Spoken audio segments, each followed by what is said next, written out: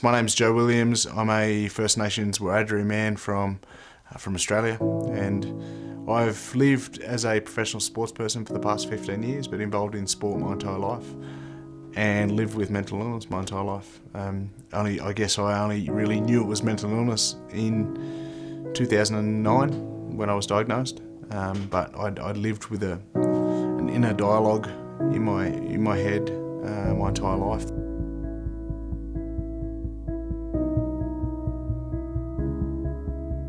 I knew that was going to end poorly. So I decided to give away alcohol and drugs and anything that come with it. It's almost 11 years that I've been completely clean and sober now, but by taking out the substances that I was putting to quieten down the noise, upturns the volume on the noise. So I had to, I guess, learn about what I was going through, and learning about what I was going through started to learn about myself, but also educate me about the mental illness I was diagnosed with, and that was bipolar disorder.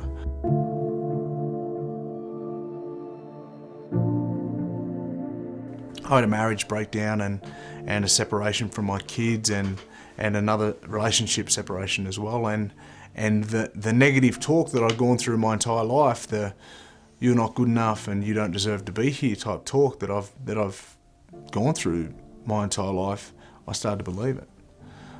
I started to believe that my kids would be better off without me. I started to believe that my parents didn't love me, that I was worthless.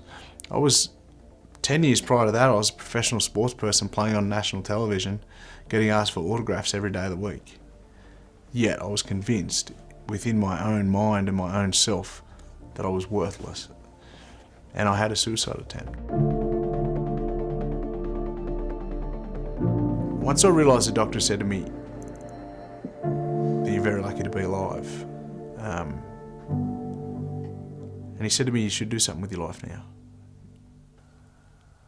And I realised that it could have a profound effect by talking about it and by letting people know that you're a support, that you can help them.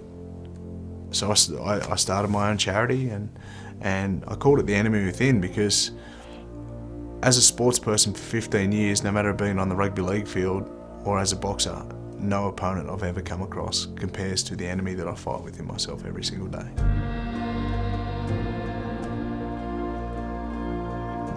I've always known I've been a First Nations man. In Australia, I got dark skin. I play the didgeridoo, yidaki, but I only knew what it was like to be that on the outside. I didn't know what it was like to be that on the inside. When I started connecting back to my culture and listening to my uncles and our old people and our ancestors, it is something I can't describe. It is something that is just truly beautiful and truly special that I wish everyone on the planet had. That has been, without doubt, my biggest positive with my recovery.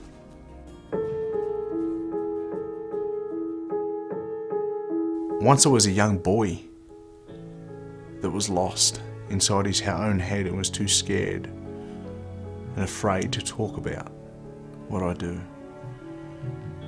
Now I'm a powerful, resilient, strong man